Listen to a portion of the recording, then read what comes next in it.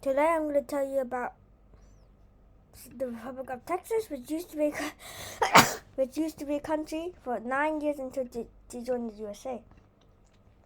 So we're color coding.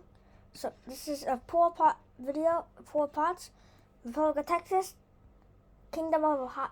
So 4 states used to be countries: Vermont, Texas, Hawaii, and California. This is the first part, Republic of Texas.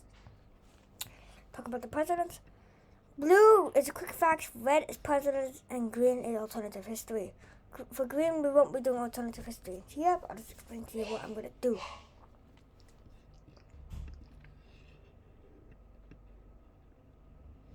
This here is very important, so that's why I put it on every single slide. And this was the flag, this blue and the star. This map is not very clear, but it is the map of the Republic of Texas.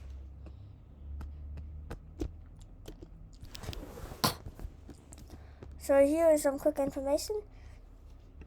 The President of the Republic of Texas was the head of state and head of government during the 9 years from 1836 to 1845 that Texas was an independent country prior to joining the U.S.A.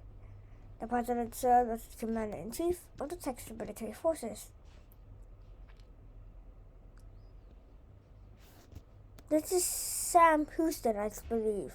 I actually don't remember. This is Sam Houston. So term length, so it's 3 years.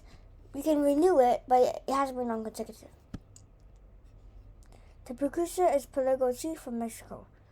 So it was formed on October 22nd, 1836, but there was an interim on March 16, 1836. The first holder was Sam Houston. The final holder was Anson Jones, and after this he became known as the governor of Texas. I don't know why Senate. I don't know why not senator.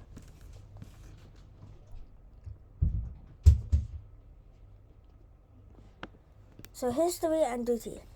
The Republic of Texas was formed in 1836 with delegate elected David G. Birdie as interim president and signing treaties that recognized Texas independence from Mexico. The authority of the president was similar to that of the U.S. president, including serving the people, commanding the military, and managing state affairs, as outlined in the Constitution of 1836. The Constitution specified 2-year terms for the first president, Sam Houston, and 3-year terms thereafter with no term limits. It allowed for women and non-native born citizens to vote, although women and clergy could not hold office, and Native Americans and Africans were excluded from citizenship. During the independence, they captured multiple times. From Washington on the Brest to Mirabeau, Harrisburg, Galveston, Columbia, Houston, and then ending in Austin in 1839. The position of president was abolished after annexation by the United States, with Anson Jones serving as the last president and as the architect of annexation. Presidential flower fluctuated over the 9 years of independence, being greater during wartime and less during peace. Then no president was recorded to have violated the Constitution. Although the vice president was designated to succeed the president and serve as Senate president, this never occurred. So, here's some timeline. This is the one we're going to be talking about, the Republic of Texas. This is the seal, and this was the old seal.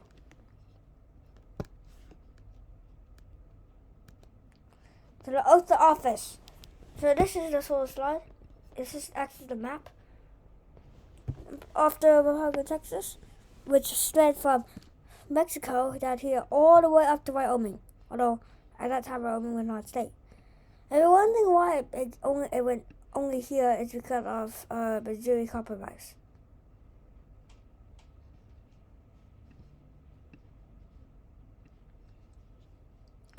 The oath of office for the Republic of Texas is as follows. It's similar to the U.S. oath. I'm going to do one for Sam Johnson. Yes, it was Sam Houston. I, Sam Houston, President of the Republic of Texas, do solemnly and sincerely swear, or you can do affirm, that I will faithfully execute the duties of the office and to the best of my ability preserve, protect and defend the Constitution of the Republic. I don't think it's so help me God.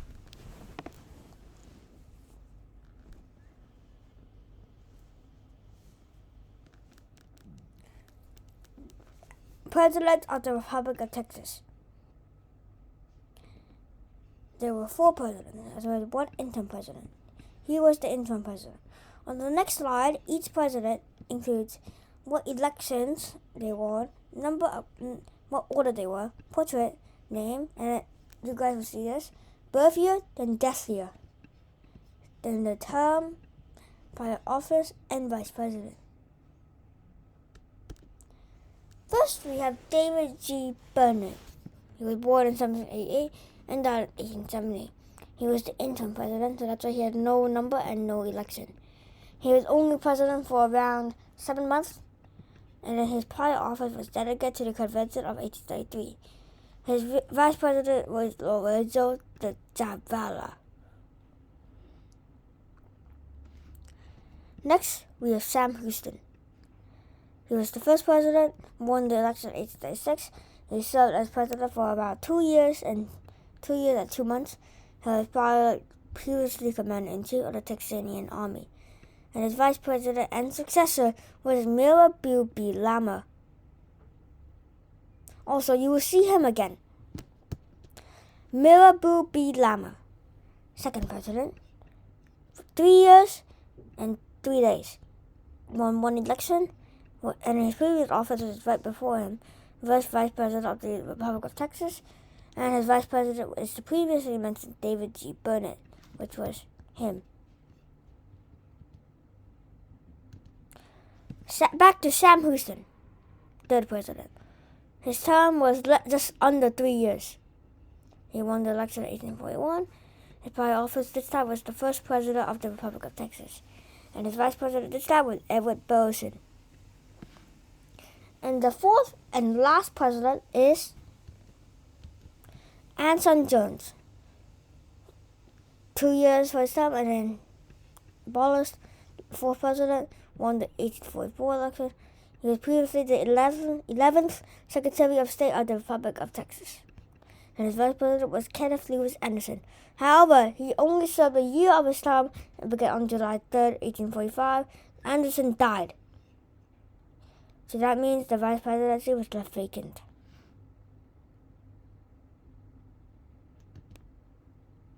Now, alternative history. Of the presidents that I think would be Republic of Texas presidents had they stayed a country.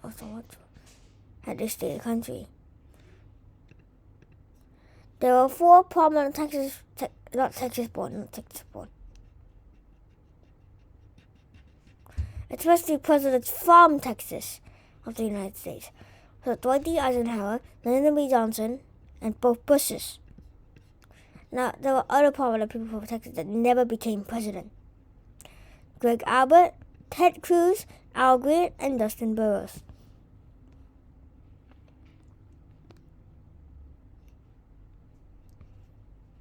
This will give you a hint for the next for alternative history. There's gonna be 8 minutes of the playlist. One is like the fact file, and then the other one is the alternative history. Okay. And here's a spoiler alert. The next video will be what if the Republic of Texas didn't join the U.S.A. Alternative history, 1847 and 2024. Election every 3 years. For example, 1847, 1850, 1853, 1856, 1859, 1862, 1865, 1868.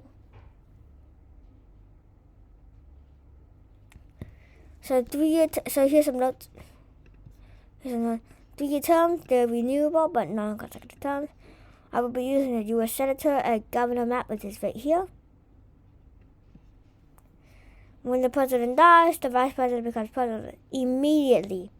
Presidents do not have to be born in Texas, just born in the U.S.A.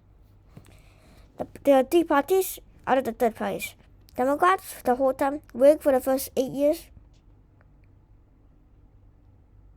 And 9 years. And the Republicans after that.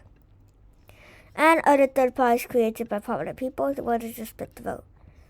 All terms do start/end on October 22nd, the same year after the election. For example, October 22nd, 1847 to October 22nd, 1850. This means that there will be a vacancy for December 19, 1846, when his term ended, to October 22nd, 1847.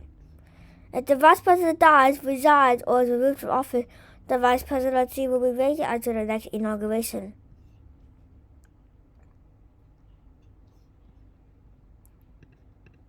Anyways, hope you guys enjoyed this video. Like and subscribe. And the next video will be alternative history. Peace.